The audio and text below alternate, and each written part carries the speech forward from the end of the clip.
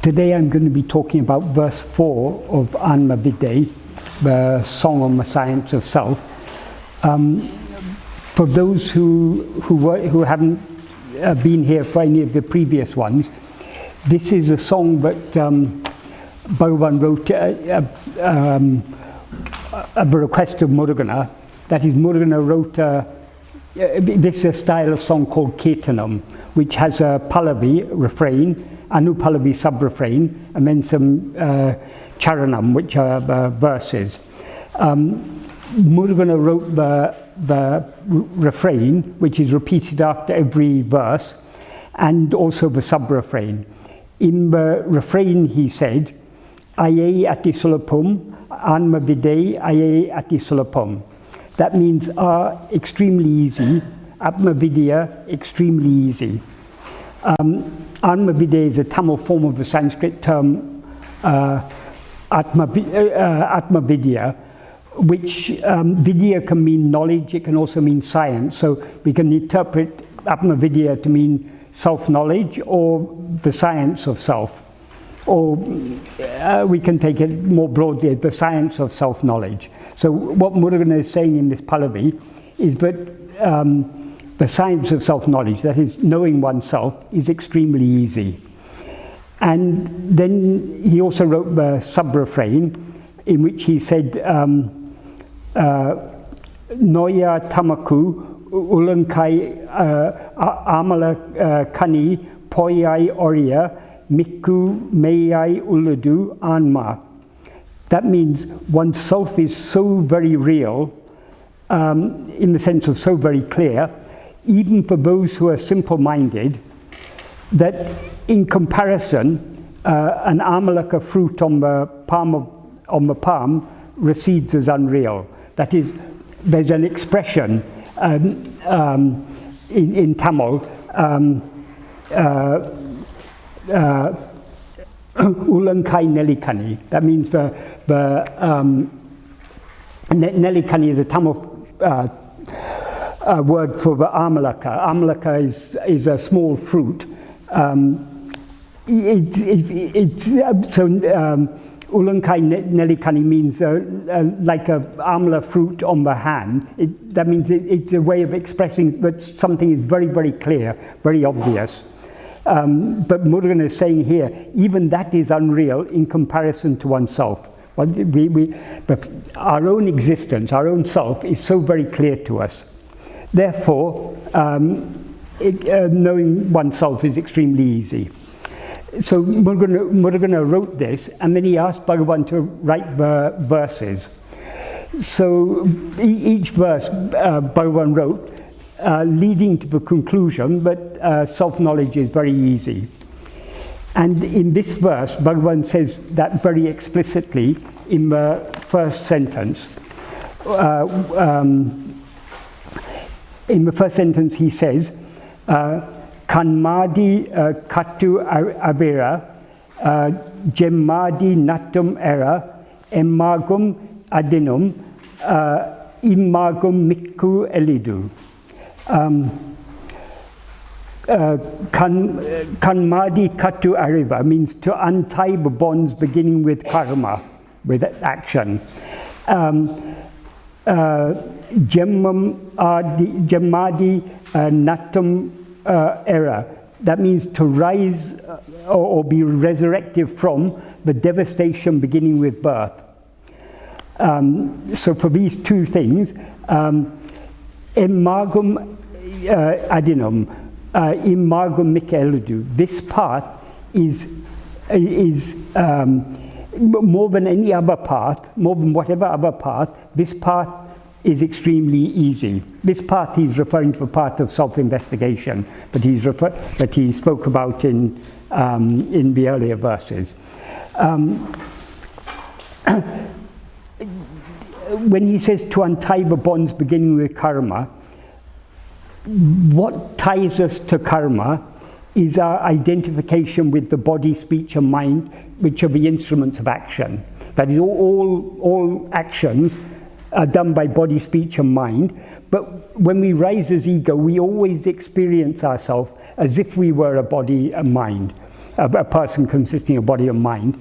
So that doership, the feeling I am doing this action, is the very nature of ego. Because ego identifies with the body, I am this body, therefore whatever actions are done by the body are experienced by us as ego. We experience it as I am doing this action.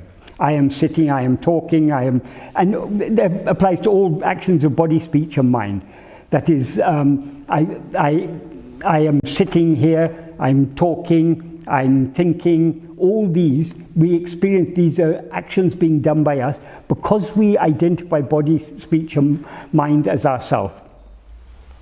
That is the very nature of ego. We never rise as ego without experiencing ourselves as a body.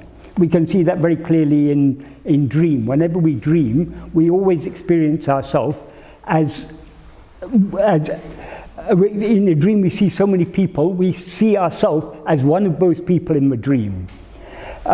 So that identification with the body is the very nature of ego. And therefore, a doership is the very nature of ego. If we are to give up action, we need to give up the doership. If we are to give up the doership, we have to give up ego. So when he says to untie the bonds beginning with karma, he implies to free oneself from ego. Because ego is the root bondage that ties us to karma. Likewise, the second clause, jeṉmā dinaṭṭameṛa, to rise above, or to be resurrected from the devastation beginning with birth. We are born because we identify a body. What is born is the body. But because as soon as we rise as ego, we experience ourselves as a body, it seems to us that we have been born. So, and what results from birth is Bhagavan says nattam, that means devastation. That is, we are thereby seemingly separated from our real nature, which is infinite happiness, and we undergo a mixture of pleasure and pain, the joys and sorrows of life, birth and death, and all these things come because we have risen as ego. So the implication of these first two clauses is to eradicate ego, to free ourselves from ego. What is the easiest path? Bhagavan says, more than any other path, more than whatever other path, this path is exceedingly easy. And the reason for that, he explains in the next sentence. In the next sentence he says, soṉmā ṉadadaṉuviṉ kaṉmā disiṟidiṉṛi cummā vamarndirukka vahattilāṉma jyōtiyē. That means when one just is resting or being settled without even the least karma action of mind, speech or body, in one's heart the light of self alone, implies the light of self will shine forth. soṉmā ṉadadaṉu means, for poetic reasons, he says speech, mind and body. It's usually put in the usual order is body, speech and mind, speech and body, or body, speech and mind, but it's in this order just for poetic reasons.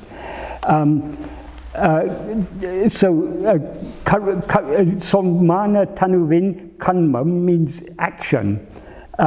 Without even the slightest action of body, speech or mind. Cummā vamarndirukka. Cummā irukka means when one just is.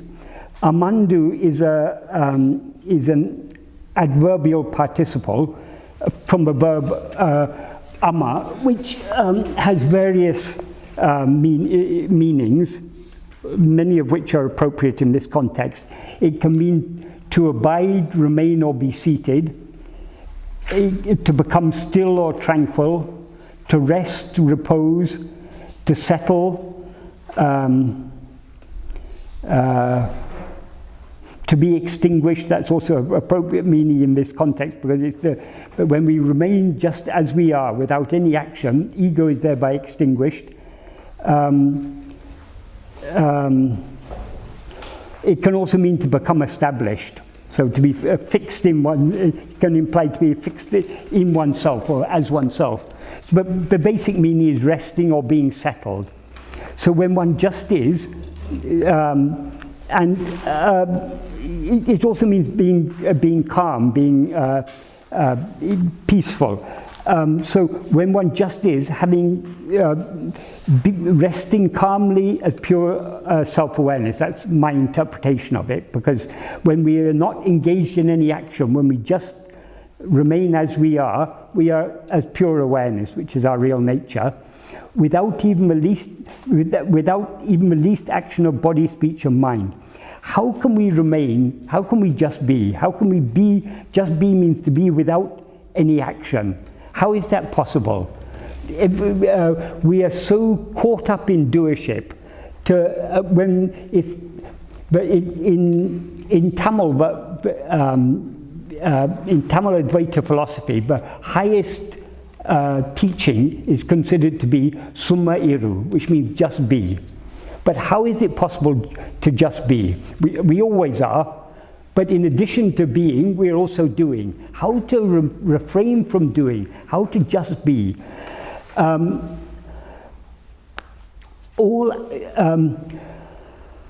Action begins with the rising of ego.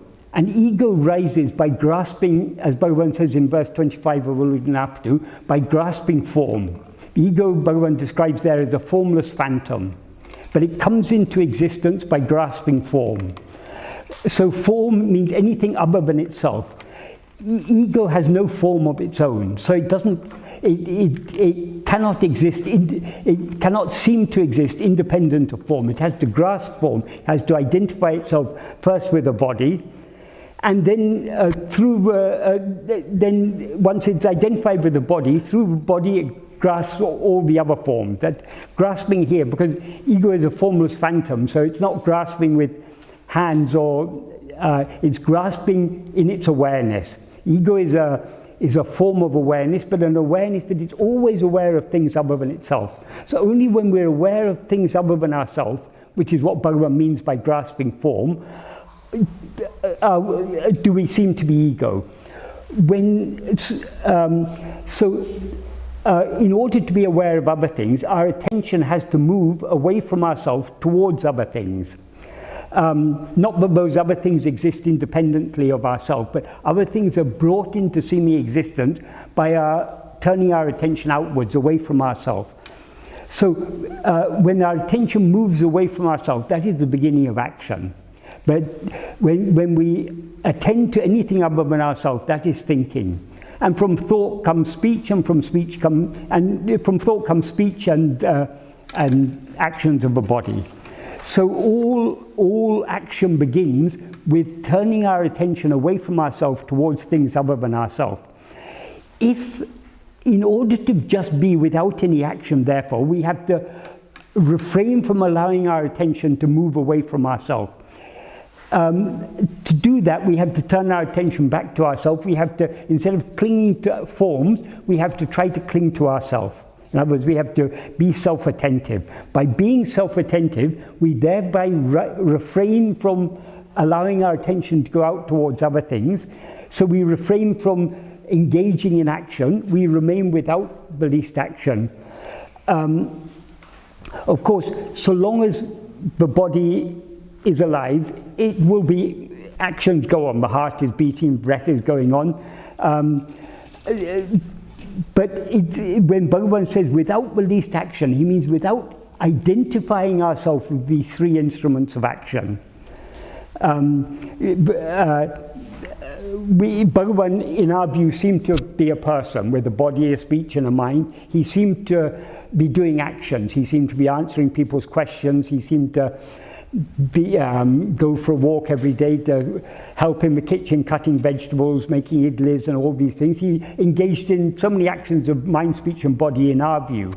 But in Āṇma-Viddai, he wrote a verse in which he said that, I can't remember the exact wording of the verse, but basically he says, for those whose mind is not attached to anything, In other words, those who are bereft of ego, even though they seem to be engaged in action, they are not doing anything.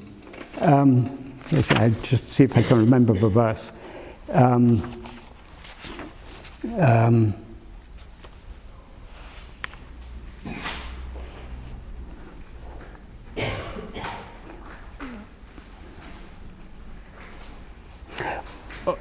Oh yes, he says, just like someone whose mind is far away while some talk is going on, though they seem to be hearing, they're not actually hearing.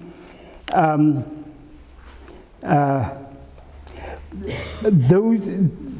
whose vasanas have been, whose mind is free of vasanas, though they seem to be acting, they're not acting. And then he gives the other analogy he gives: if someone in a dream, someone's lying on their bed, seemingly asleep, but in their mind they're climbing a mountain and they're dreaming of something. So though they seem to be without action, actually they are acting. So it is the root of all action is ego. If we're bereft of ego, then we're bereft of action. So long as ego is there, action is there. So when he talks about being just being without the least action of mind, speech or body, he means without rising as ego and identifying ourselves with these instruments of action. So whether the body, speech or mind are acting, we are not the doer of that action, because if we refrain from rising as ego. So the way to just be is to turn our attention within. In other words, self-investigation, the instruction, just be, the practical way of just being is to practice what Bhagavan taught us, which is the path of self-investigation, turning our attention back towards ourselves, away from everything else. So if we attend to ourselves so keenly, but we cease to be aware of anything other than ourselves, we are then in the state of what Bhagavan describes here, just being without the least action of mind, speech or body. And what will then be, what will then happen, or what will then remain? He says, Āṇma ahattil āṇma jyōtiyē. Āṇma can mean mother, but in this context it's an expression of wonder. Ahattil, in the heart, or in one's heart, Atma-vichara. That means the light of oneself. There's no verb here. We could take Atma-vichara to mean oneself alone, the light of oneself alone will remain. But because in all the previous verses, Bhagavan's been talking about, in the first verse he says, Āṇma-Viddai, oneself will shine forth. In the second verse he says,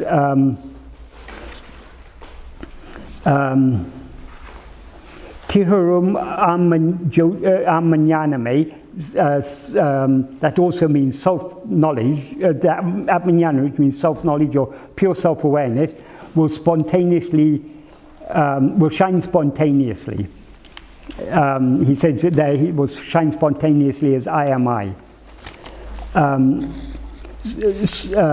in the third verse he says, Minnum tannul āṇma-prakāsamē.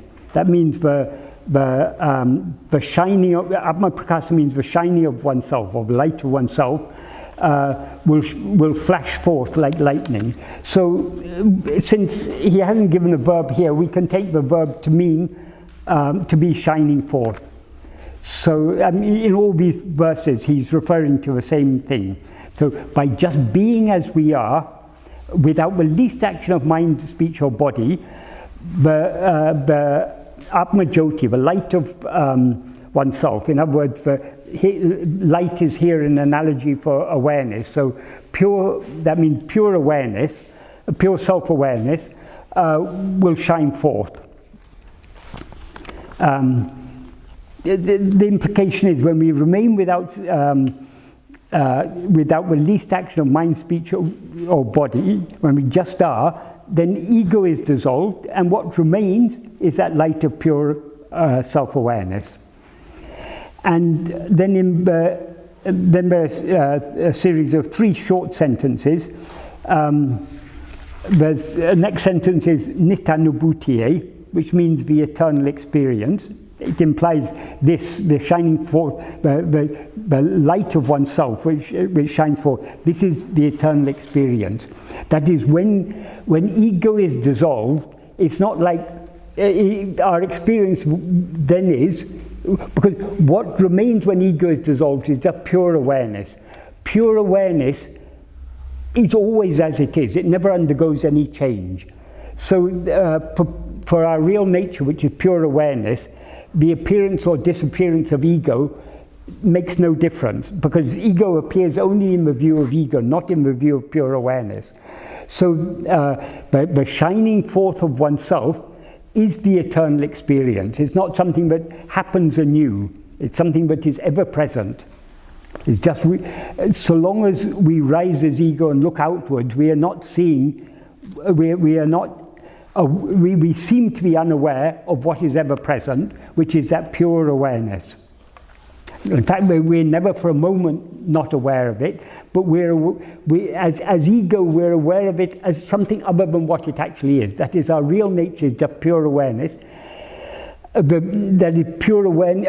That means awareness of our own existence, not awareness of anything else. That awareness of our existence is always present, but instead of just being aware of ourselves as I am, as ego, we're always aware of ourselves as I am this body, I am this person. So it's not totally concealed that the pure awareness I am is ever shining, but it shines in its purity when ego is destroyed. And when ego is destroyed, it's recognized, but it's ever shining in its purity. It is never touched in the least by the appearance of ego. That's why Bhagavan says here, it's the eternal experience, nitāṉu bhūtiyē. Then in the next sentence he says, irādu bhītiyē, fear will not exist. Fear can exist only for ego. Because ego has likes, dislikes, desires, and so on, if we desire something, we fear to lose it. We desire life. Well, that is, as a body, because we experience ourselves as a body, we want to live in this body, so we fear death, because death means the end of this life which we treasure so much. So fear is the flip side of desire. If we desire something, fear follows in its wake.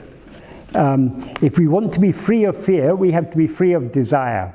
But desire is the very nature of ego, so in order to be free of fear and desire, we have to be free of ego.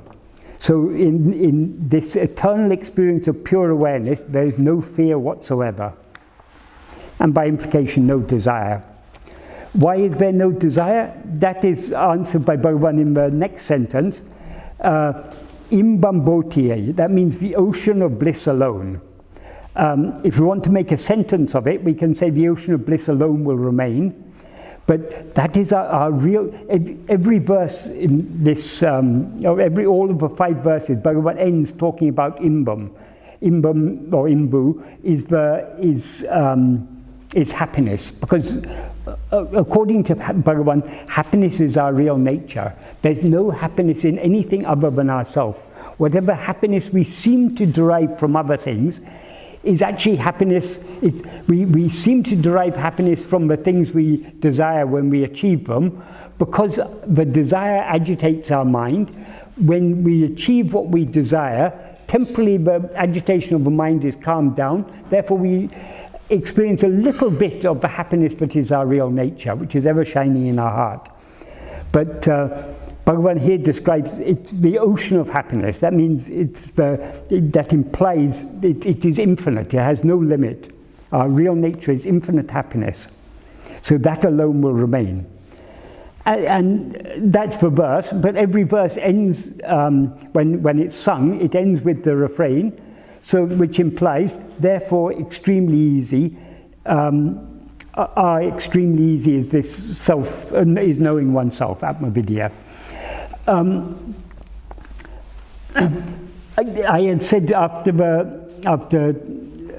saying the first sentence in which he said, this path is easier than all other paths, that is more than all other paths, this path is exceedingly easy. I had said in the second sentence, he explains it.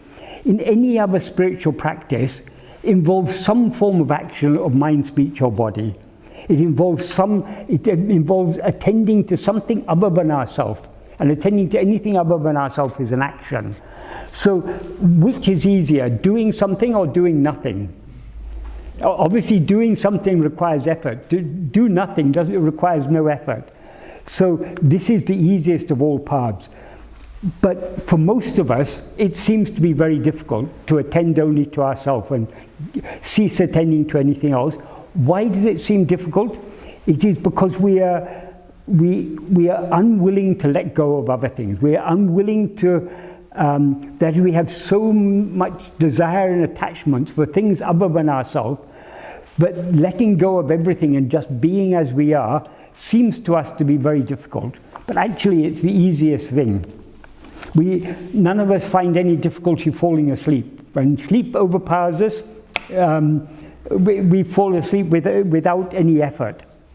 Okay, sometimes we may seem to want to sleep but be unable to, but that is because our mind is too active. It's still too much attached to things other than ourselves. But if we could let go of everything, then sleep would be effortless. And sleep is just a temporary subsidence of mind. If we, instead of just letting go of other things, if we cling firmly to ourselves, the subsidence of mind that will be achieved thereby is eternal, is permanent.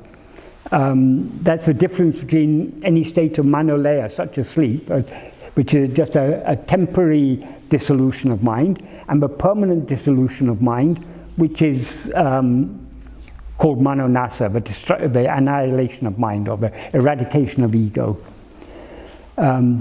So this is the easiest of all paths, but all that is required is we should be willing to let go of everything else. Because so long as we cling to other things, mind, body, and speech are active. The doership is there. So in order to be to just be without the least action of mind, speech, or body, we must be willing to let go of everything else. In other words, we must be willing to surrender ourselves entirely. It is our lack of willingness to surrender ourselves that makes this path seem difficult. If we were willing to give ourselves entirely to Bhagavan, to surrender ourselves entirely by turning our whole attention back within, we would effortlessly merge back into the source from which we arose, which is pure awareness, and we would see the truth of what Bhagavan says here, but this is the easiest of all paths. Nothing could be easier than this.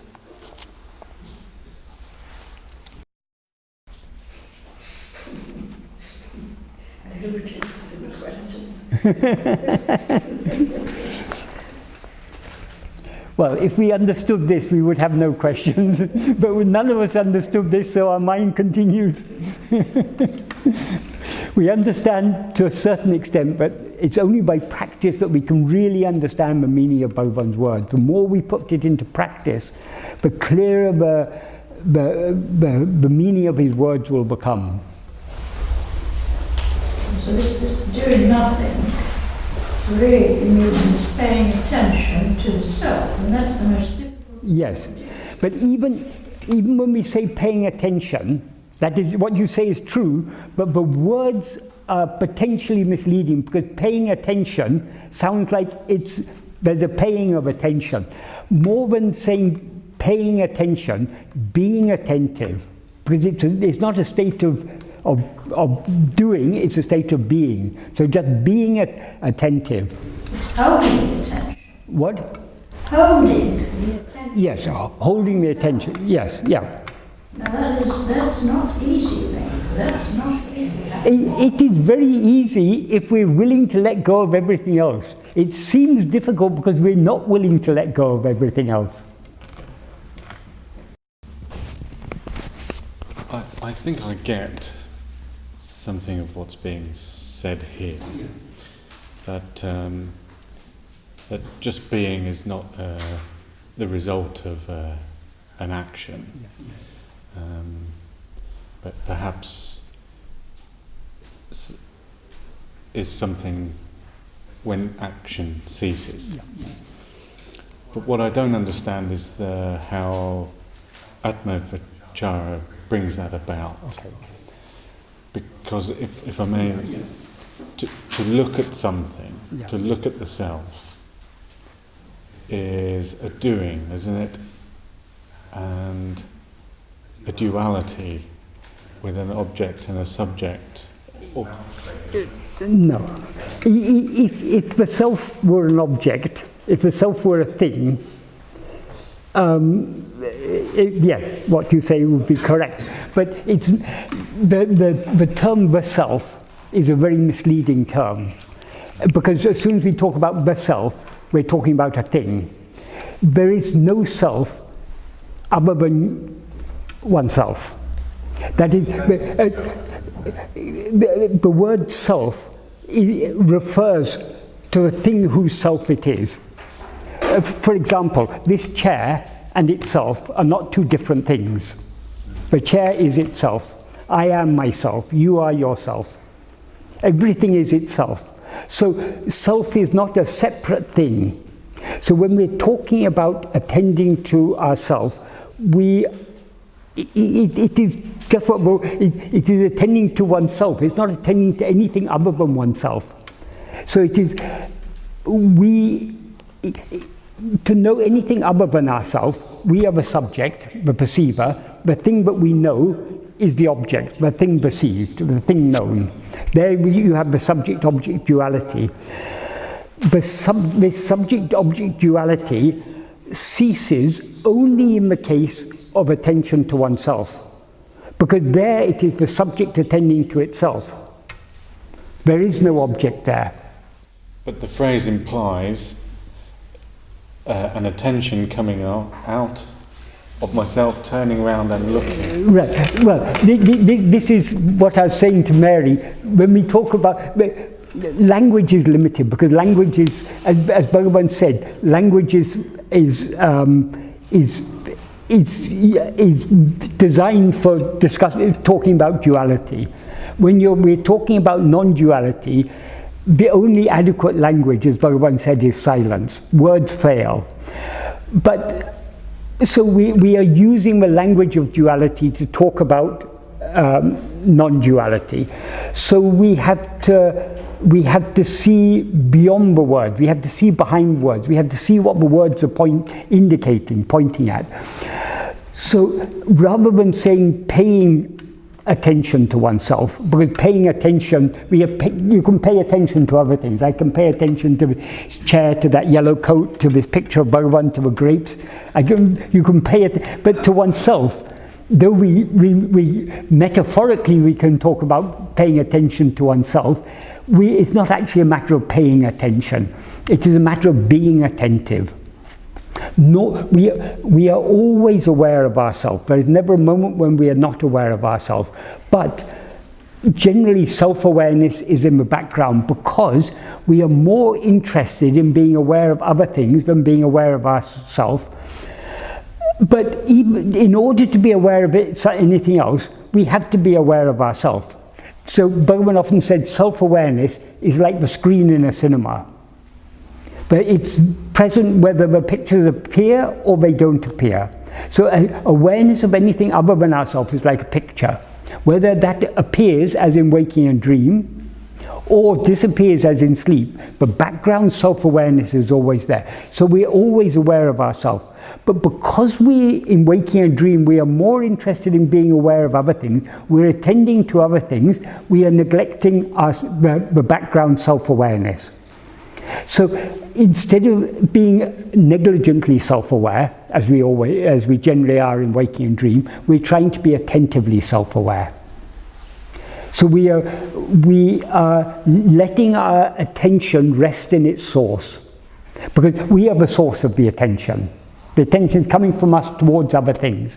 If we hold the attention on ourselves, we cling to ourself, again, we're using words metaphorically because we can't do otherwise. If we cling to ourself, we thereby let go of everything else. If we face ourself, we turn our back on everything else.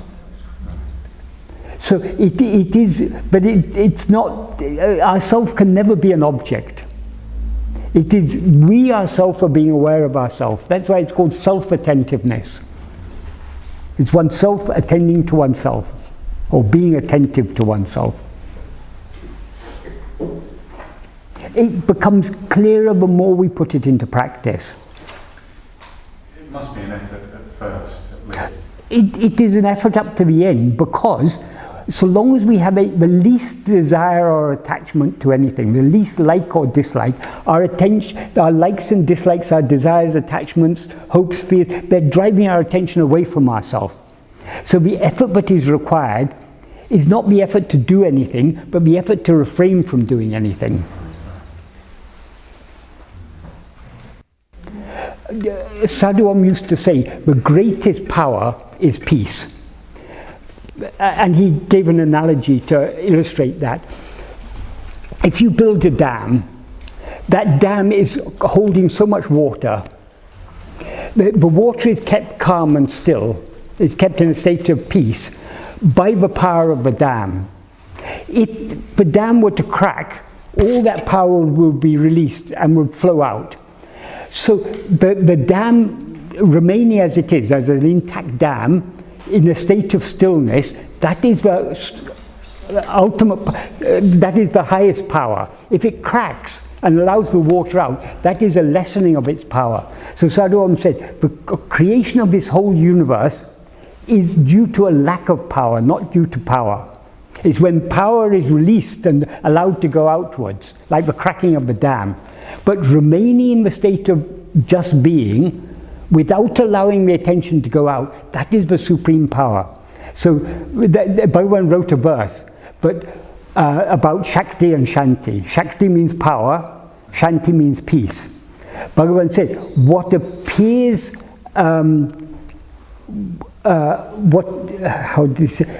what appears in outward look as power, when looked within, it's peace. So power and peace are actually one and the same thing. When the peace is disturbed and the power is allowed out, the whole creation results. So why are I saying this about power and peace? Effort, we are trying to use our power to stop our attention going outwards, to hold our attention on ourselves. It is an effort, but it's not an effort of doing, it's an effort of being. It's an effort of restraining our attention, refraining from allowing our attention to flow outwards, holding our attention close to our heart, so to speak, being self-attentive. I don't know if that makes it any clearer to you, or?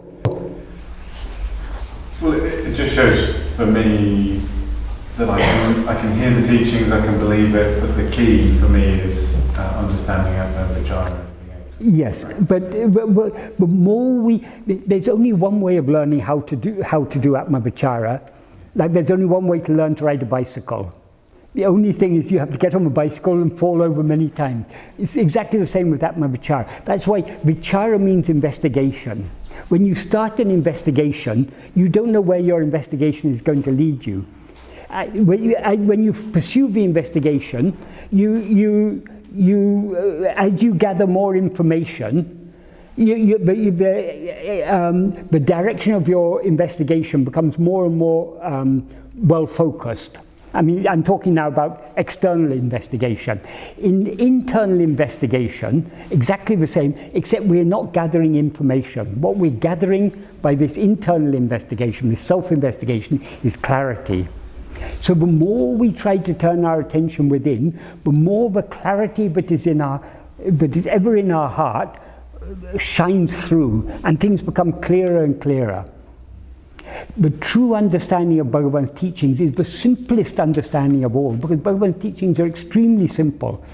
It seems unclear to us because of the complexity of our mind, because of all the beliefs and ideas that we've accumulated. We need to, Bhagavan said it's not a matter of learning, it's a matter of unlearning. We've got to jettison all our beliefs and everything, return to the state of absolute simplicity. What is the simplest thing of all? Well, yes, that's one way of putting it. I was going to say the simplest thing of all is one. As soon as you have two, you've got complication. So when you've got subject-object, you're in a state of as soon as subject-object comes into existence, you've got a complication there. But in the state of self-attentiveness, there is no duality. It is a state of non-duality. So it's a state of perfect simplicity. So we are trying to return to that simplicity. So the more we strive to attend to ourselves, and when I say strive, I'm not saying that it has to be a big struggle. We have to gently. Bhagavan often said it's perseverance that matters. Patient perseverance. So gently, slowly, we've got to wean our attention away from its attraction to other things and turn it more and more within. The more we do so, the clearer everything will become. Bhagavan's teachings are like a map which will guide us to the very end. But just like if you've never been to Tiruvannamalai and you're given a map of Tiruvannamalai, you can recognize here's the temple, here's Ramanashram and everything, but you don't really understand it fully until you go there. And you say, here's the temple and this is the road. So the map becomes clearer and clearer as we proceed on our journey. So Bhagavan's teachings, our understanding of Bhagavan's teachings will become clearer and simpler as we go along. In reality, we are nothing, because that is the absolute. We are nothing. You can say we are nothing, or you can say we are the only thing. That, which is nothing. Yes, it is not a thing, but it is the only thing. It is, yeah. So if you can get your mind into the nothing and hold it there, bingo. Yes.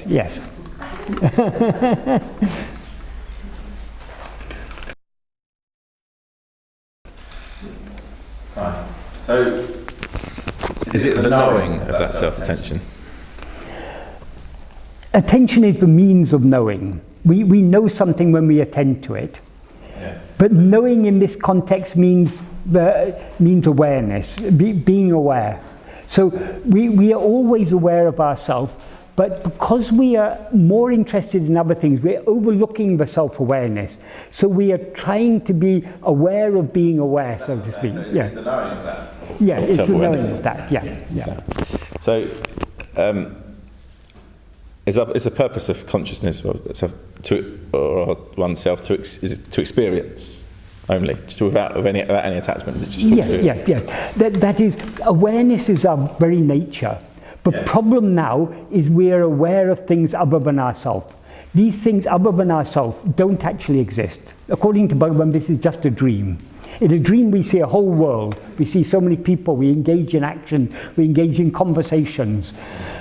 But none of that actually exists. It's all just a figment of our that is mental fabrication. According to Bhagavan, everything, all phenomena are a mental fabrication. Yeah. What actually exists is only ourself, only the awareness. So being aware of anything is not real awareness. Real awareness is just being aware. That is pure awareness. Awareness of nothing other than ourselves. Yeah, so I understand that. But the physical world still happens. The physical world, when does it appear? It appears when we attend to it. Is there a physical world in your sleep? We all assume, but we go to bed at night, we wake up the next morning in the same bed, the same world, we open the newspaper, we find out what's happened overnight. We are under the illusion that the world is existing whether we are aware of it or not. But in my consciousness, I can observe thoughts passing. I don't have to be attached to those thoughts and those experiences, but I can experience them by my awareness. It may seem so, but actually, even being aware of thoughts is a subtle attachment. Because you cannot be aware of a thought without attending to it. And attending to it is a type of clinging. So there is a subtle attachment there. The only way to be totally detached from thoughts is not to attend to them, to attend only to oneself. Is that... Yeah, I understand that, but we are to do that, we have to completely dissolve everything and not exist. You know? Well, yeah, not exist as what we now seem to be. But we have to exist just as pure awareness, which is what we always are. Yeah, so I understand pure awareness, I understand that screen, and I understand that I now experience things and I'm now conscious of things through my consciousness, through, you know, permeate light through my consciousness.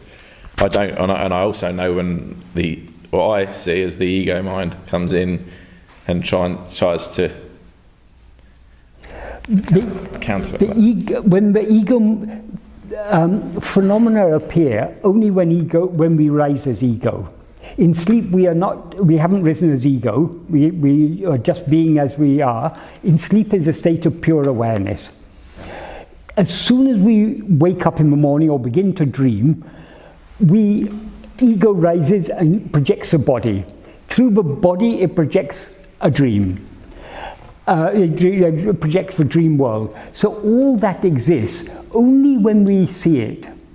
Bhagavan said nothing exists independent of our perception of it. So is our aim to control that ego mind then through our consciousness?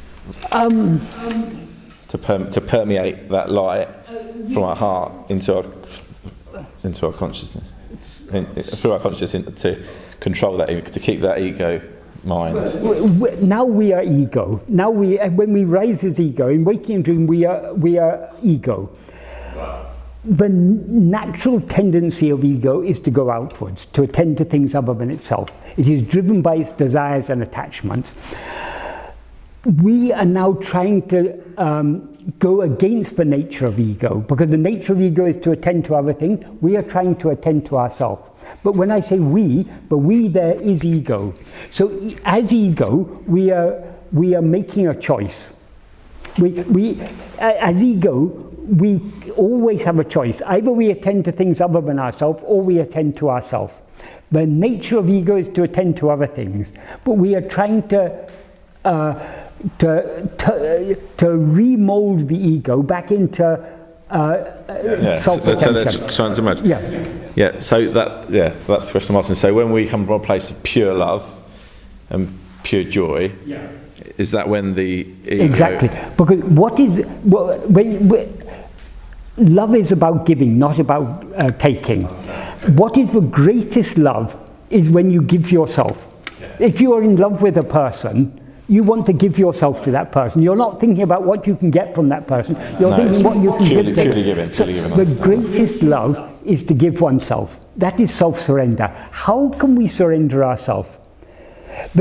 So long as we rise as ego by clinging to other things. In order to surrender ourselves, we have to cling to ourselves. Because by clinging to ourselves, ego subsides. That is the surrender. So by letting go of everything else, we are thereby surrendering ego. And we can let go of everything else only by clinging to ourselves.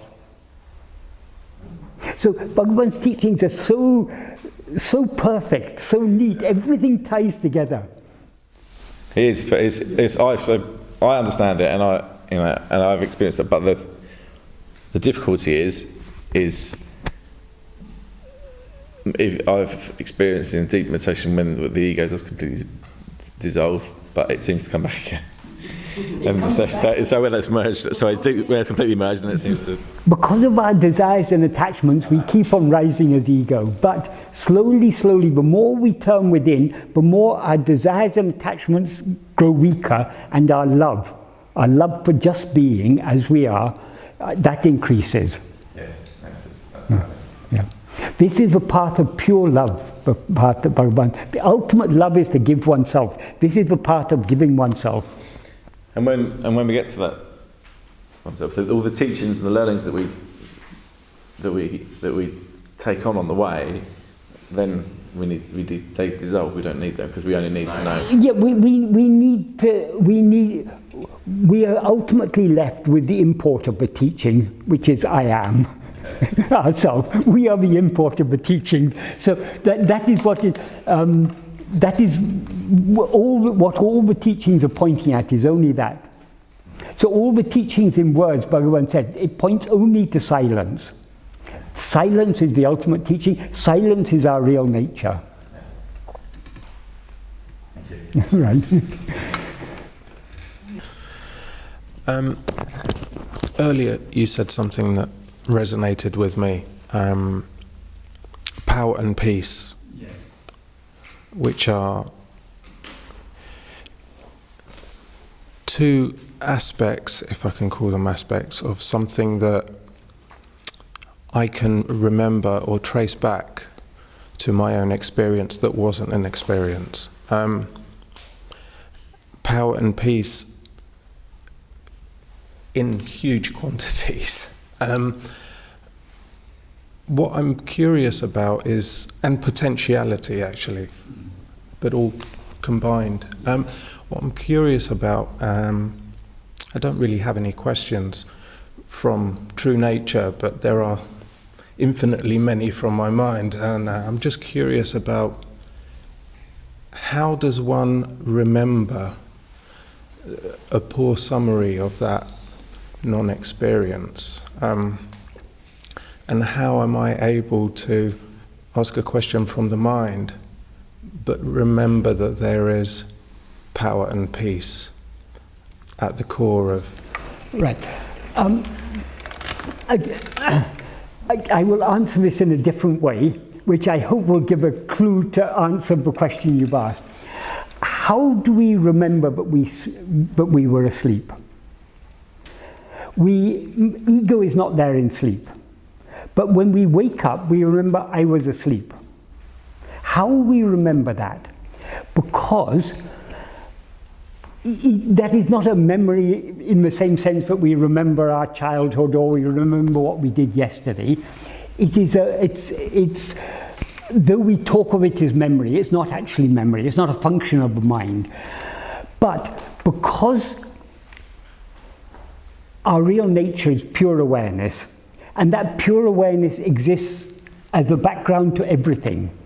Whether things appear or disappear, there's always that background of pure awareness, of self-awareness. We're always aware I am.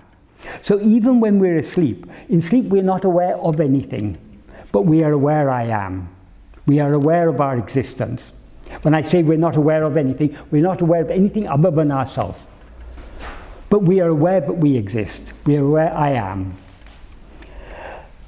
When we wake up, we remember that we were asleep. We are able to distinguish three states. We know now we seem to be awake.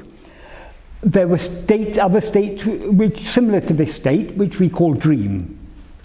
But we're also aware there's a third state when there was no dream, no waking, there was no awareness of anything. How do we remember a state in which we were not aware of anything?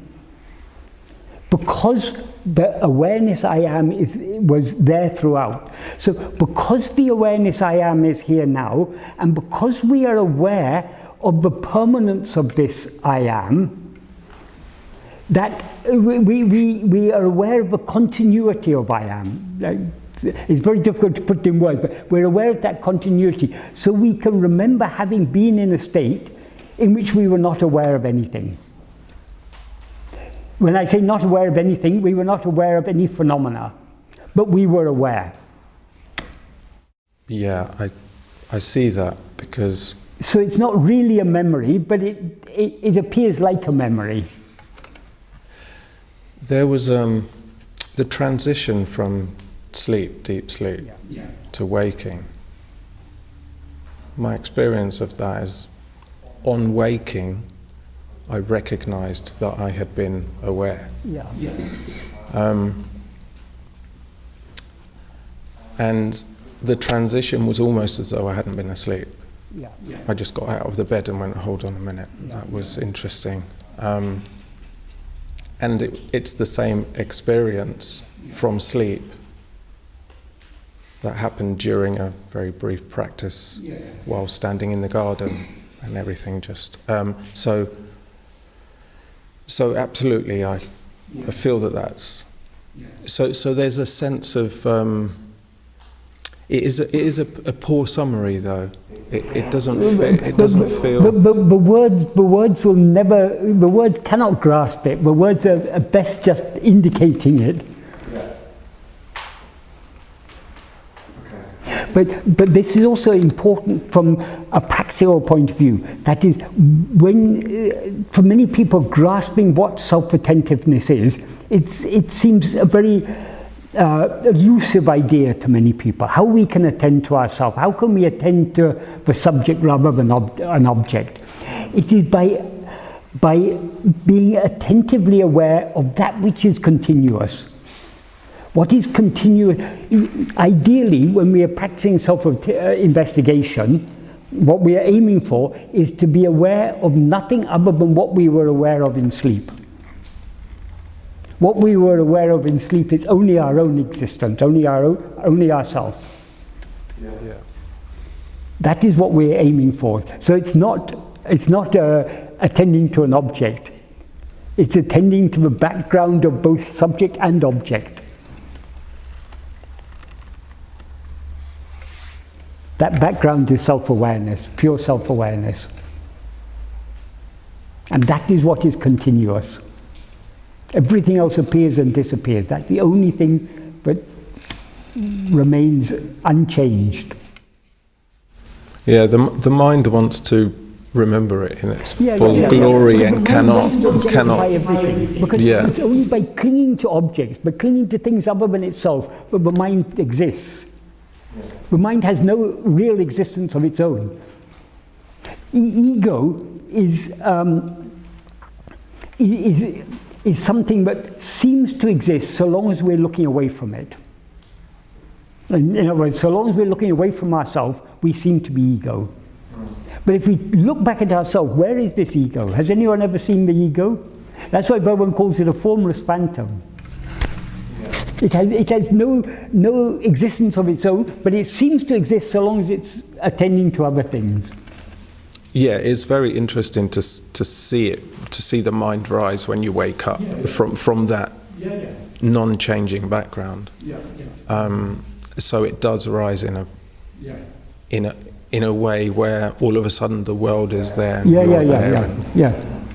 And Bhagavan says very beautifully in Ulladu, what is the experience of everyone, but we don't interpret it. We don't interpret our experience in this way. He says, if ego comes into existence, everything comes into existence.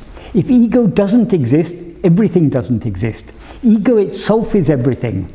This is actually what we all experience. Only when we rise as ego in waking and dream, all other things appear. But we assume this present state we take to be, this is not a dream, this is waking. That's our assumption. Though actually, when we're dreaming, we also think we're awake and not dreaming. So it's the very nature of a dream to seem to be awaking. And we always assume that the world we are now seeing is continuous, whether we are seeing it or not. But we've got no evidence of that. So this world seems to exist because we are aware of it. If we're not aware of it, if we're not perceiving it, where is it? Absolutely, on waking up. Yeah. We all experience that change every day, every morning. We create the world every morning when we wake up. It doesn't take 7 days to create the world, or so many billions of years, or whatever. We do it in a flash.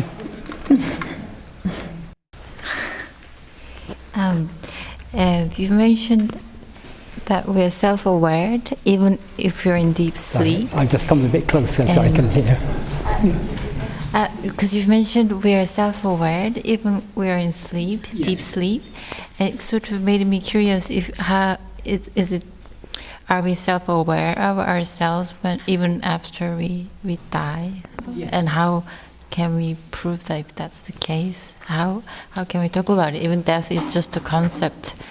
But isn't it sort of similar state to sleep? Okay, yes, yes. I just got a bit confused. Right.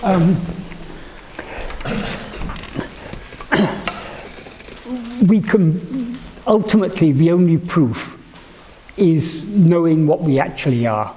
When we are aware of ourselves as we actually are, then there'll be no room for any doubt. But even now, as ego, we can recognize that our fundamental nature, what we essentially are, is just awareness. The body, mind, and all these things, these appear and disappear. We're aware of this body in waking. In dream, we're aware of some other body. This mind and all its thoughts, we're aware of in waking and dream. We're not aware of it in sleep. But we are aware not just of two states, waking and dream, we're aware of three states. How are we aware of that third state called sleep? That is, we're aware that there are two states in which we're aware of phenomena. Both waking and dream, we're aware of phenomena. In sleep, we're not aware of any phenomena. But we are aware of having been in a state in which we were not aware of any phenomena. So how are we aware of having been in that state?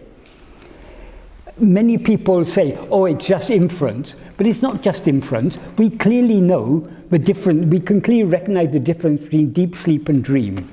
If we were completely unaware in sleep, we would be aware of only two states. And we would not be aware of any gap between those two states. So it would be just alternating waking and dream, going one after another. We wouldn't be aware of any gap. But we are aware there is a gap in which we're not aware of anything. But though we are not aware of anything, we are aware. That is the basic awareness. Because awareness of something, awareness of phenomena, in order to be aware of anything, we have to be aware. But in order to be aware, we don't have to be aware of anything. So the basic awareness is that pure awareness. Not awareness of anything, but just awareness. That is our real nature. That is why we are aware of the continuity. I am awake, I dreamt, I slept. We're aware of that continuity of I. The word I essentially refers to, now we refer to this body as I, we refer to this mind as I. But in sleep there is no mind or body. But still I slept. So what I essentially is only that awareness. That is, I is the first person pronoun. It's the pronoun referring to oneself. So we refer to ourselves because we're aware of ourselves. The chair is not aware of itself as I because it's not aware. But we are aware of ourselves as I. That is the basic awareness. Awareness of other things comes afterwards. It appears and disappears. But the basic awareness I, or I am, that is constant. But doesn't that end when we die? What dies? The body dies. The body dies, but we exist without the body in sleep. So why shouldn't we exist without the body after the death of the body? And also, when we talk about death, we see other people dying. But can we ever see ourselves dying? Now we identify ourselves with this body. At the time of sleep, that identification with this body will end. But our existence doesn't depend upon this identification, because we exist in dream when we're not identified with this body, we're identified with some other body. We exist in sleep when we're not identified with any body at all. So what we call death, for our own death, is just the cessation of the permanent ending of our identification with this body. But just like when we are not identified with this body, we identify with some other body in dream, it'll just continue. What we now call life is just another dream. So a dream occurs in a sleep. But basic sleep is the sleep of self-ignorance. That is, now we are not aware of ourselves as we actually are. In this sleep of self-ignorance, dreams appear one after another. These dreams we call life. And within the life, within each life, there are dreams within dreams. But the physical death happens to everybody. Sorry? Physical death of the body happens to everybody. We say physical, but we are never actually aware of anything physical. This body seems to us to be physical. When we're dreaming, the dream body seems to be physical. Actually, all what we take to be physical phenomena are actually mental phenomena. Bhagavan says, the world is nothing but the 5 kinds of perception: sights, sounds, tastes, and so on. Other than that, we're not aware. We're not aware of any world as such. We're just aware of these 5 types of sensation, which we build into a picture of a world, and we assume that world is physical. But that's just an appearance. Well, a perception is a mental phenomena, not a physical phenomena. So physical phenomena are just, we interpret some of our mental phenomena as being physical. Now I see here a chair. So I say, oh, I interpret this, what I'm seeing. What I'm seeing is just an image in my mind, but I interpret it as being physical.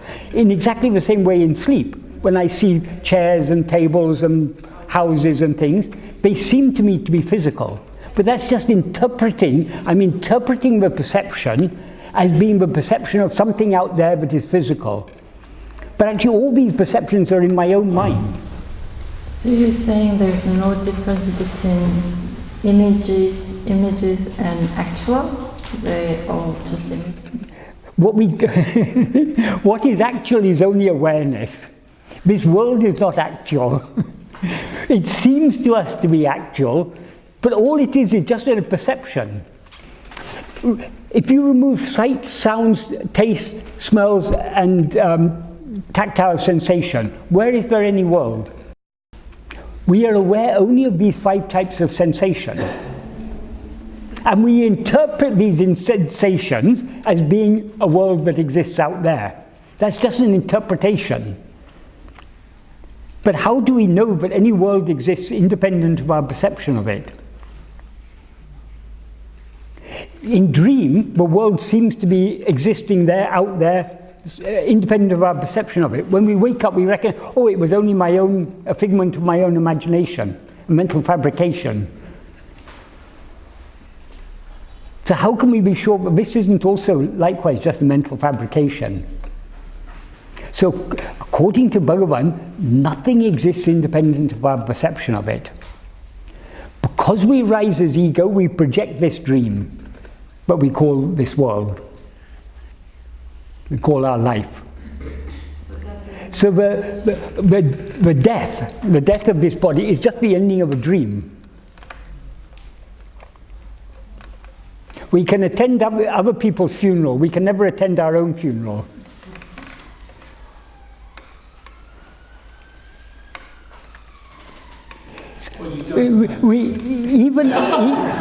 Even our birth, both our birth and our death are just beliefs. Beliefs. We don't know that we were born. When we're dreaming, we believe that the body we then experience as I was born one day, so many years ago, and one day it's going to die. We believe that while dreaming. As soon as we wake up, we recognize, oh, that body was never born and is never going to die. It was just a figment of my imagination. Well, then how come we have all these collective dreams about birth, death, life? We call it collective, but is it collective? In a dream, how many perceivers are there in a dream? While we are dreaming, there seem to be many people. We seem to be one of the people in the dream. And because we seem to be a person, we the perceiver, the dreamer, seem to be a person, we assume all the other people are perceiving the world just as we are. But when we wake up, we recognize there was no one else. I alone saw that dream. No one else saw the dream. It makes sense conceptually, but yeah, but Bhagavan teaches all this not just as a. Bhagavan teaches this for a reason, because all these things, that is, we make many assumptions, and our whole life is based on assumptions. Like, we assume there's a world that exists independent of our perception of it. We assume we are this body. But when we question these things, it is very, very clear we cannot be this body, because if this body were what we actually are, we couldn't be aware of ourselves without being aware of this body. In dream, we are aware of ourselves, but we're not aware of this body. We're aware of some other body. In sleep, we're aware of ourselves, but we're not aware of any body. So this body cannot be what we actually are. Our whole experience of phenomena is based upon the false awareness, I am this body. So when the basis of all our experience is itself false, all our experience is false. So by reasoning we can understand this, but merely reasoning like this doesn't solve our problems. We still experience the pains and pleasures of life, the joys and the sorrows. So we've got to find what is the solution. The problem now is we are not aware of ourselves as we actually are. We're aware of ourselves as something other than what we actually are. So in order to solve the problem, we need to be aware of ourselves as we actually are. For example, it's dark. In a very dim light, we see something lying on the ground. We think it's a snake. We are feeling fear. Actually, it's not a snake, it's only a rope. But because until we see clearly that it's a rope, we are still afraid, because, okay, it could be a rope, but it looks like a snake. So the fear is still there. But in order to remove that fear, the only way is to look very closely and see it's only a rope. Only when you see it's a rope, then the misperception of it as a snake is removed forever. And along with the removal of the misperception is the removal of fear. You won't fear, once you recognize that it's a rope, you no longer fear it. In exactly the same way, what we now seem to be is a misperception. We perceive ourselves as if we are a person, as if we are a body. This is the root of the problem. To get rid of this misperception, we have to perceive ourselves as we actually are. Okay, that may not be a very elegant way of putting it. We have to be aware of ourselves as we actually are. That is why Bhagavan taught this path of self-investigation. In order to be aware of ourselves as we actually are, we have to attend to ourselves. If we want to know what something actually is this a candle or just a fake candle? We have to attend to it, look very carefully, and then we see, oh, it's only a fake candle, it's not a real candle. Now we seem to be this person. In order to remove this wrong perception, we have to see ourselves as we actually are. So we have to look at ourselves very closely. Look at ourselves means not with the eyes. We have to turn our attention within to see what we actually are. So whenever we rise as ego, we are aware of things other than ourselves. So the very nature of ego is to be aware of things other than itself. So in order to eradicate this ego, we need to cease being aware of other things. We cease being aware of other things in sleep, we cease being ego. But that is only a temporary solution. In sleep, because we are tired, we subside in sleep. And then what remains is pure awareness. In order to eradicate ego, but because there's no ego, because ego is absent there, we cannot destroy it. But in order to destroy ego in the waking or dream state, we need to see ourselves as we actually are. So we need to withdraw our attention from all other things by focusing it on ourselves. If we attend to ourselves so keenly that we cease to be aware of any other thing, then we will be aware of ourselves as we actually are. And once we're aware of ourselves as we actually are, ego is destroyed forever. Because having seen the rope, we can no longer mistake it to be a snake. Having seen what we actually are, we can no longer mistake ourselves to be anything else. So what Bhagavan taught us is not just a clever philosophy or anything. It is for practical, all Bhagavan's teaching, they're all very practical, they all have a practical purpose. Understanding all this theory is all very good. It maybe makes life a little bit easier to understand all this. If we understand it's all just a fleeting show, it's just a dream, that does make life a little bit more bearable. But it doesn't really solve the problem. When pain comes, we feel pain. When sorrow comes, when someone who is very dear to us dies, we feel sorrow. We feel pain. So to overcome all these things, the only solution is to be aware of ourselves as we actually are. But I've read, even you sort of have a glimpse of who you are in meditation or some moments of enlightenment, whatever, but they say, you said it's permanent sort of erasure of ego, but I've read people kind of have a glimpse of it and it sort of stays for a couple of days. And sort of there is no such thing as a glimpse of reality. Because who could glimpse reality? When people say, I've had a glimpse of reality, the I that says I have had a glimpse of reality is ego.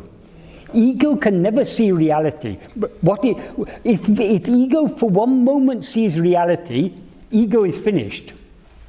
Because reality is only the pure awareness, only our real nature. If we see our real nature, we are no longer ego.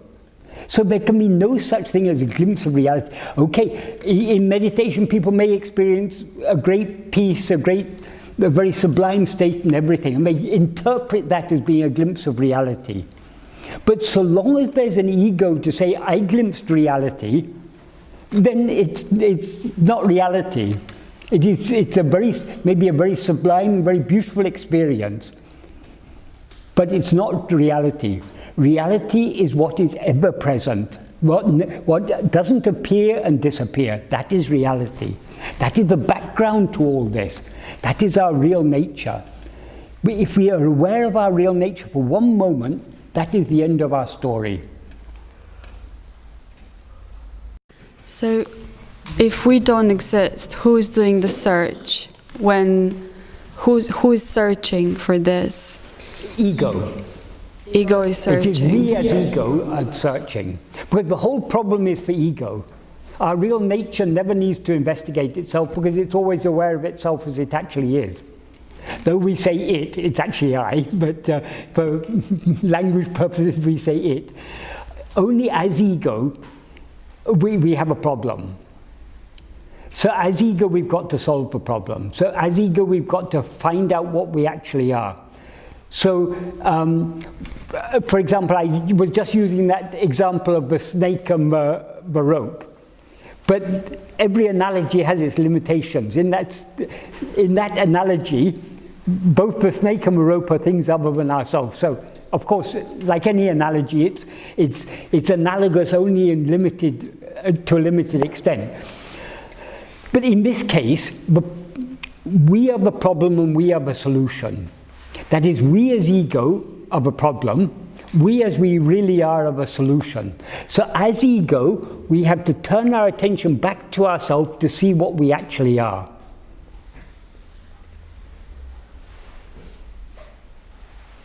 Because we are always one. But I thought we were always one, that's the thing. Exactly. So we are one, but though we are one, the snake and the rope are one. They're the same thing. But the snake is what it seems to be, rope is what it actually is. So our real nature is what we actually are, ego is what we seem to be.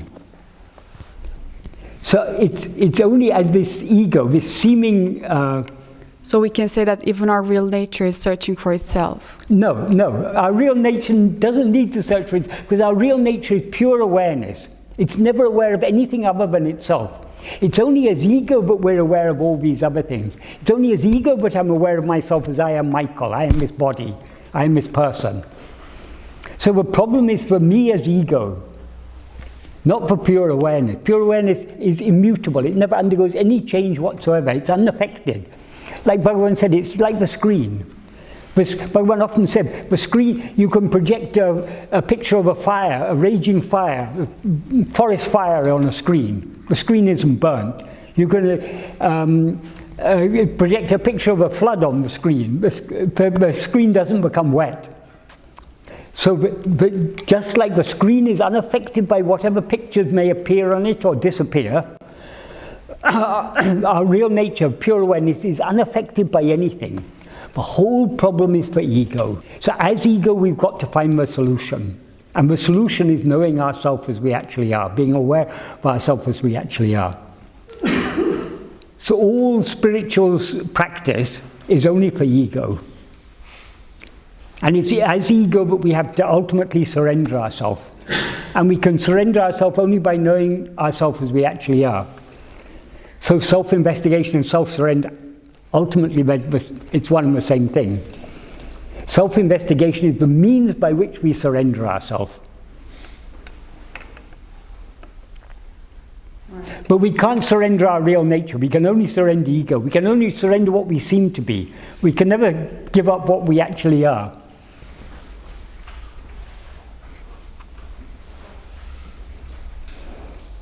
So it's of the ego, by the ego, for the ego. But the ego doesn't really exist, right? Like you say, it's just a seeming, it's a belief. It's more than a belief, because ego is the believer. Ego is what believes. So, yes, in a sense it's a belief, but when we say belief, it sounds something very superficial. This is the most deeply rooted belief of all beliefs. It's our actual experience. I am now actually aware of myself as I am this body. I'm here, not there. It's a solid experience. But though it's a seemingly solid experience, it's not real.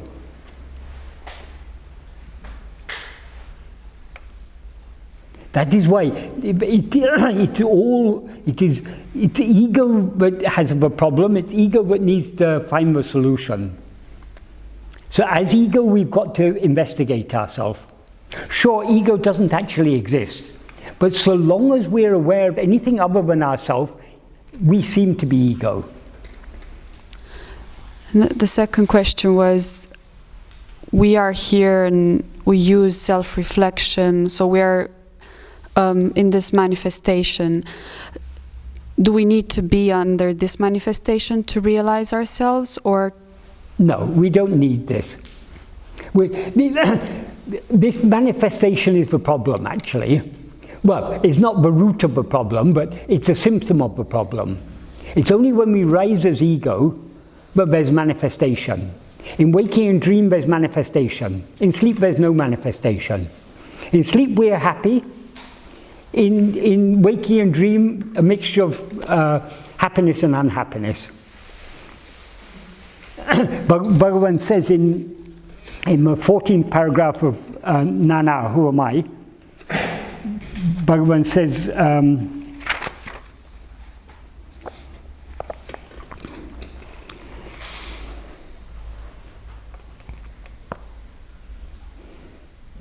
Jagamembadu Nineveh.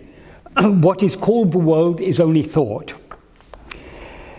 Jagam Mariam Podu, Adavdu Ninevatra Podu, Manam Anandate Anubhavikindridu. That is, when the world disappears, that is, when there's no thoughts, the mind experiences happiness. Jagam Tondram Podu, Adu Dukate Anubhavikindridu. When the world appears, it experiences dukkha. Sukha and dukkha mean happiness, unhappiness, but it's happiness in the sense of satisfaction, unhappiness in the sense of dissatisfaction. So long as we see the world, we are never satisfied. Whatever we may have so many desires. We may want wealth, may want name, we may want fame, we may want this, that. Whatever we get, we are still dissatisfied. Dissatisfaction is the very nature of ego. So whenever we are aware of the world, there's that underlying dissatisfaction. That is what Bhagavan means by whenever world appears, we experience dissatisfaction. And when world disappears, we are perfectly satisfied. In sleep, we don't experience any dissatisfaction. Sleep is a state of perfect satisfaction. until ego pops up again, and then along with it pops up the world and dissatisfaction. Okay. Thank you. Thanks. Can I clarify if one said something about the ego in terms of identification? What you were talking about? Yes, well, the very nature of ego is to project phenomena and identify itself with one of those phenomena. If the world that appears to us every day when we wake up is similar to a dream, then why is there so much continuity between the worlds day to day? Because there's continuity. Because there's continuity of the dreamer, there's continuity of the dream. It's the same dreamer. Even when we're dreaming, it seems to be a continuity of our present state. In dream, if someone asks you, do you remember your childhood? You will recall your childhood. You say, yes, I went to such and such a school. But it wasn't in your dream you went to that, it wasn't in that dream you went to such and such a school, it was in this dream. But there seems to be a continuity. It's only when we wake up from that dream but we recognize, oh, that was actually, there were so many things in that dream that were not consistent with this waking state. For instance, you may, in your dream, you may meet a friend who died many years before. But you may, even in the dream, you may think, oh, I thought he was dead. But he's here, and the reality of the dream overrides that memory. And you think, oh, maybe he didn't die, or somehow your mind reconciles itself because the friend you see is so real at that time. But if I reflect on my waking state from day to day, then there is logical consistency. There is logical consistency. But if I look back at 5 or 6 dreams, there's absolutely no consistency there. Dreams are of different quality. Some dreams are very, very fleeting. One moment we're in London, next moment we're in New York, next moment we're in Delhi, and we're talking to a friend of ours, and suddenly it becomes our mother or something. I mean, there's some dreams where everything is constantly shifting. Other dreams, things are very, very consistent within that dream. That is, there's an explanation for that. A traditional explanation is given for that in Advaita. It's according to the strength of attachment. When you're very strongly attached to the body you take as yourself, you currently take as yourself, everything seems to be consistent. When you've only got a slight attachment, things are constantly changing. So they're dreams of different quality. It's like if you go and see a film made in the 1920s, it's nothing in terms of quality. It doesn't in any way compare with modern films. Like in modern films with animation, you can make dragons, you can make monsters, all sorts of things, and they look completely real.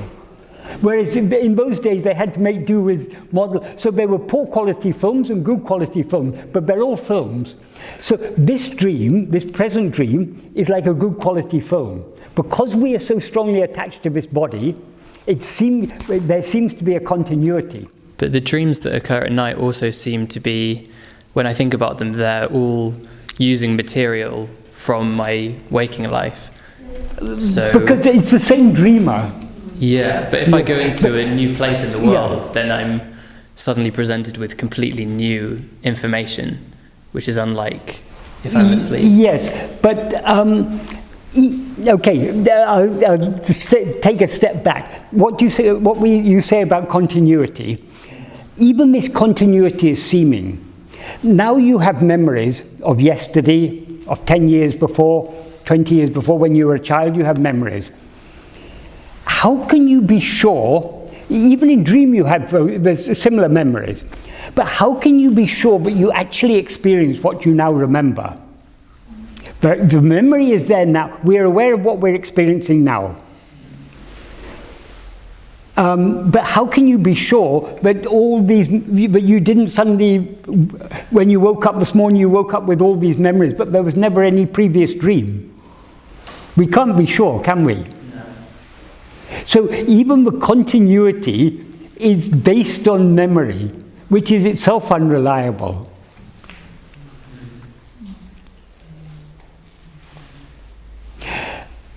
It seems reliable enough to make predictions about the world.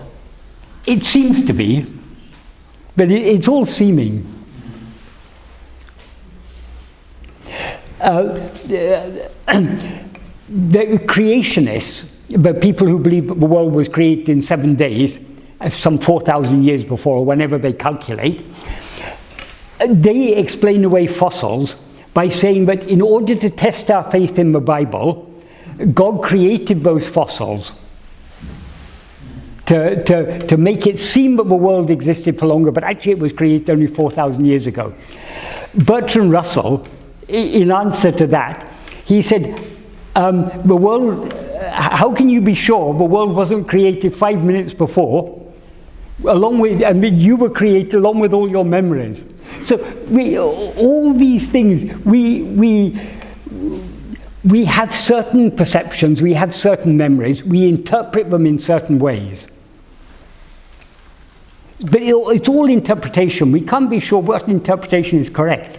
We interpret this as being not a dream, generally. But even when we're dreaming, we interpret the dream as not a dream. We interpret it as waking. We know that how we interpret it in dream is wrong. How can we be sure that our present interpretation is wrong? And also another argument, when we argue, people who argue that this is not a dream, the only way to argue this is not a dream is to point out differences between our present state and a dream. But if you point out differences and say, see, in waking it's like this, in dream it's like this, you are basing your argument on the assumption that this is not a dream. So if this is a dream, it could be, I mean, there's absolutely no evidence that this is not a dream. It could be just, as I say, like a better quality film. It could be a better quality dream. So we have no way of knowing that this is not a dream. Equally well, we have no way of knowing that it is a dream. I mean, it's possible. We can interpret what we experience as either this is a dream or that it's not a dream. Both are possible. You need to have a final reference. We got no way of knowing. But Bhagavan often used to say, do not believe what you do not know. So we don't know that this is not a dream. So why should we believe that it's not a dream? Most of our beliefs are based on assumptions. They're just beliefs, without adequate evidence, without adequate reason. So if we reject all our beliefs, even our most fundamental belief, or our most fundamental assumption, our most fundamental experience is, I am this body. Even that, when we consider it deeply, we cannot be this body, because we're aware of ourselves when we're not aware of the body. If the body was ourself, we couldn't be aware of ourselves without being aware of the body. So our whole experience is based upon a fundamentally flawed experience. I mean, this experience I am this body is fundamentally flawed. It's false, it's erroneous. We can prove that to ourselves logically. So when this is false, why should we believe anything else? So Bhagavan asks us to doubt everything. But he says, rather than wasting your time doubting about other things, what is the fundamental doubt, most important doubt of all, is who am I? That's why Bhagavan often said, when people question this and that, he would say, doubt the doubter. That is, we should doubt our own existence as what we seem to be. We certainly exist. We cannot doubt our existence, but we can doubt what we seem to be. That is why who am I is the ultimate question. Without solving this, without finding the correct answer to this question, everything else is open to doubt and should be doubted. That's why Bhagavan said, do not believe what you do not know. The only thing we know for absolutely certain is I am. We know our own existence and our own awareness. But existence and awareness actually are one and the same thing. Yeah, well, very quickly. So just really a confirmation of some words that I've put against when you talk about continuance.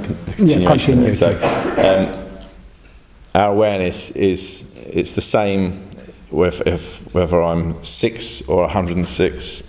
It's the same whether I'm ill or healthy, and it's the same for Ramana as it is for me. Yes, and it's the same when you're asleep and when you're awake. Same when I'm asleep and awake. Yeah. Is that right? That is the basic awareness is the same. Yeah. Is that because we are all one? Well, there is only awareness. I mean, awareness is the only reality. Yeah. There is only one awareness. There's only one awareness. Yes. But though there's only one real awareness, but there is also a false awareness. That is, ego is a false awareness. Because as ego, we are aware of ourselves not just as I am, we're aware of ourselves as I am this body, and we're consequently aware of things other than ourselves. That awareness of other things and awareness of ourselves as a body, that is false. Yeah. Okay. But basically, I suppose I'm going to play devil's advocate and say that Bhagavan doesn't promise us very much. He expects us, well, he suggests, he doesn't expect anything. He suggests that we should investigate the ego and thereby give it up or surrender it. In other words, reduce the ego to nothing, and then we'll be happy or peaceful. But when you compare that, which is not very much, I suggest, because it's not promising a wonderful... I agree. Bhagavan is very, very mean. All he's offering us is infinite happiness. Infinite is eternal happiness. Well, yeah, infinite happiness. Can we do better than that? He promises infinite happiness. What does that actually mean? He's a bit thin on in painting the picture, isn't he? And whereas the ego, he does, or he, it, she, or whatever we want to call it, does promise. He's very clever and promises all this wonderful world. Promises the world. Yeah. Like in Jesus was promised. Look at all that, you know. Whereas this is where viveka is necessary. Viveka means the ability to distinguish. Now ego offers us all this. It offers us the whole world. But is there any satisfaction in this world? Well, there appears to be. You know. Little bits and bits. Is there any full satisfaction? Have you ever for a moment been fully satisfied? Well, that's... Well... If we were fully satisfied, our mind wouldn't go out at all. Why our mind is constantly going out, seeking something more. We are never actually satisfied. No, that's correct. Yeah. So, what Bhagavan is offering us as an alternative to dissatisfaction, he's offering us infinite satisfaction. It may not be very much, but I think it's enough. I'm satisfied with it anyway.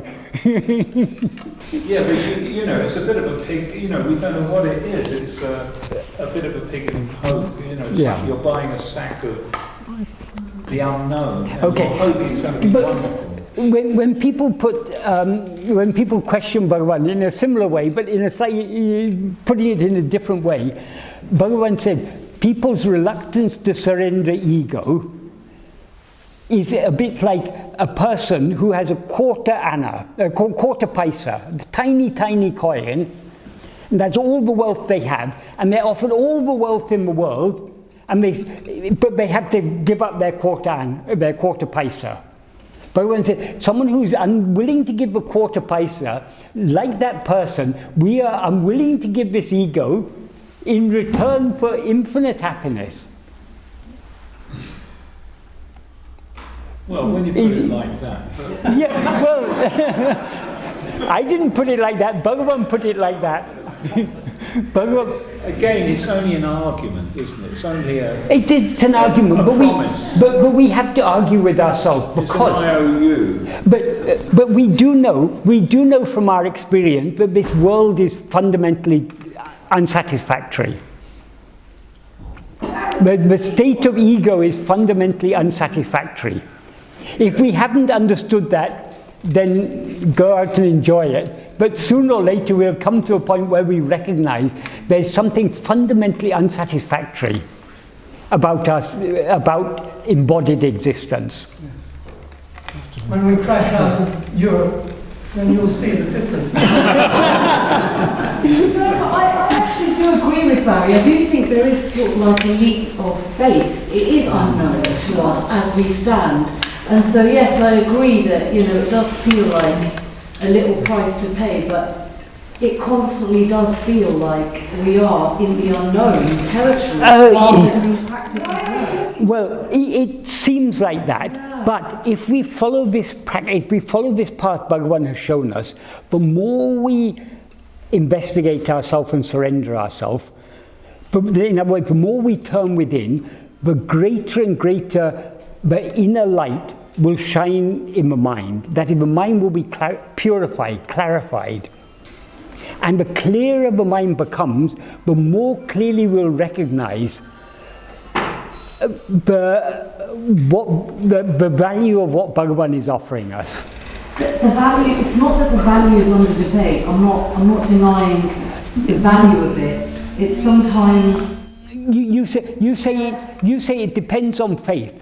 But the faith that is required is a clarity of awareness, clarity of discrimination. I guess what I'm talking about is what, I don't know whether I'm getting it right in relation to what Barry said, but the life of the ego, you know, pursuing the life of the ego with all its seen glories in terms of, you know, security in the external world, stable job, stable relationships, all of that. When you are in pursuit of these things, there's an external validation. So in that sense, there is this sort of like, with this path, the glories are, I mean, you know, it's incomparable really, but there is no sort of, while you're on the path, it is sort of like walking down something that is, I don't know whether I'm explaining it right, but it doesn't feel... I get what you mean. It is because of this that we are unwilling to surrender ourselves. If we were really convinced, we would surrender ourselves here and now. Why are we unwilling? Because of the lack of clarity. We've all read Bhagavan's teachings. We all believe, or we say we believe, what Bhagavan said, but happiness is our real nature, there's no happiness in the world. But we don't really believe it, we're not really convinced. How to get that conviction? Because only when we get that conviction will we be willing to surrender ourselves. In order to get that conviction, we need to follow the path Bhagavan has shown us. The more we investigate ourselves, the more we surrender ourselves, the clearer this will become. The stronger our conviction will become. But faith is a rather inadequate word for it, I would say, because faith tends to be associated with like religious faith, a blind belief. But this isn't a blind belief. This is a trust born of clarity, a trust born of inner clarity. Talking about that type of... Yeah, I know, but it's associated with that, I'm saying. So what we need is a clarity, is a trust born of clarity. But clarity comes from self-investigation. Clarity and faith they're not contradictory in my... No, they're not. But it's not a blind faith. It's like self-surrender and self-investigation are the same. Yeah. But when you say faith, you're talking about clear faith, not blind faith. Clear-sighted faith. Yes. That clear-sighted faith we gain by self-investigation. The more we turn within, the more the inner light shines and illumines our mind. And the more we have unconditional willingness Yes, exactly.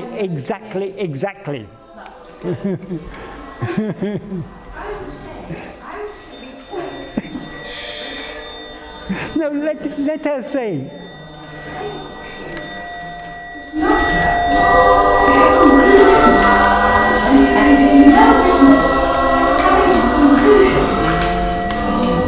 Yes, yeah. Well, it depends. Again, it depends on how we interpret the word faith. Because as she was saying, she's using faith in a slightly different sense.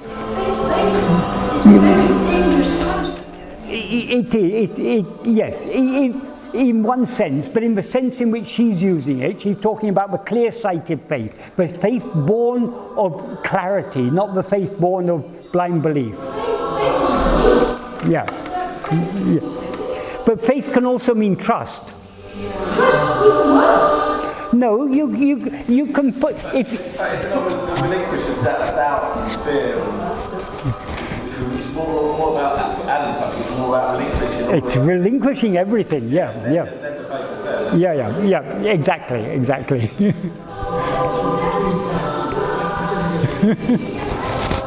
You are the conclusion.